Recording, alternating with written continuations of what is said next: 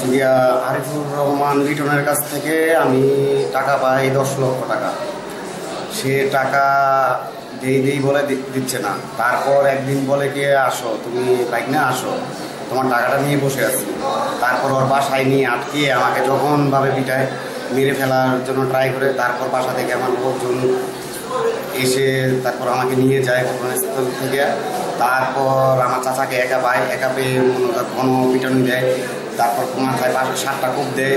কোপ দেওয়ার পরে তারপরে ঘটনাস্থলে স্কুল থেকে আমার ছোট ভাই 3 জন আসে। সাথে সাথে ঘটনাস্থলে আসার কারণে ওদেরকে পেট্রোল মেরে সাথে সাথে মনে করেন ওরা ঘটনাস্থলকে ত্যাগ করে।